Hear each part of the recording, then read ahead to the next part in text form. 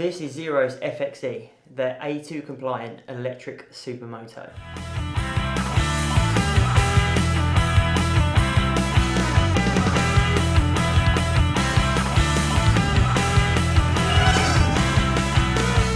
Now, if you're turned off by electric, just listen to these numbers.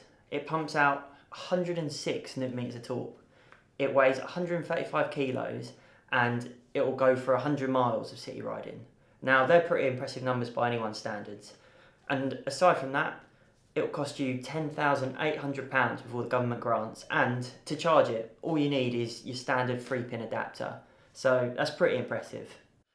You get a fair amount for your £10,800 as well. You get your shower suspension, you get TFT dash with Bluetooth connectivity, you can mess around with riding modes, you get Pirelli Diablo Rosso 2 tyres. It's not just a cheap bike. Zero really have put in some time and effort to make something that's pretty premium.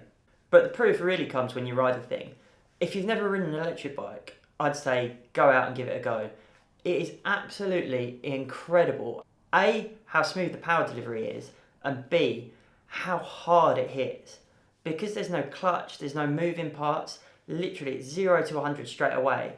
That 106 Nm of torque just hits you. From 0 to 30, it's so quick, it will easily wheelie, or if the conditions are a bit dodgy, it'll even spin. So you've almost got to be careful when it's in sport mode. But then because of the different rider modes, it's easy to dial down too. And when you do that, it is so gentle to ride. And because it's just a supermoto that has a weight of 135 kilos, you've got a nice turning circle, it's really balanced, and it's really easy to ride at slow speeds too. But then again, this bike is not perfect. In order to keep the weight so low, the battery is 7.2 kilowatts, which Zero tell us will do about 100 miles of gentle city riding. I've had it out for quite a few days now, and it will do near enough 100 miles, but that is riding really conservatively. If you want to ride a bit more spirited or even slightly erratically, it will drastically lose range. So keep an eye on that if you want to go for a proper spin. Another thing to note as well, on a really hot day, the motor does tend to get a bit warm. So when it gets warm, it will actually cap the power. So when it gets really hot, you will lose power at the top end too. But saying that, overall, it is actually a really good bike. I liked it a lot more than I thought I would. It's capable, it's nimble, it's exciting, it's fun, and it's so easy just to stick it in the garage and put it on charge.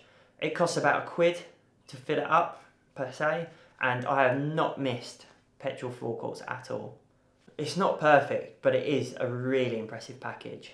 It's light, it's nimble, from 0 to 30 it's incredibly quick, and it's packed with some nice features as well. Sure, it's not got a massive range, it does tend to run out of steam at the top end, and it does have a few foibles, like the overheating, but they aren't problems that you'll encounter on a day-to-day basis, and to be honest, unless you're riding like an idiot, you won't actually have that at all. Overall, it's fast, it's fun, it's exciting.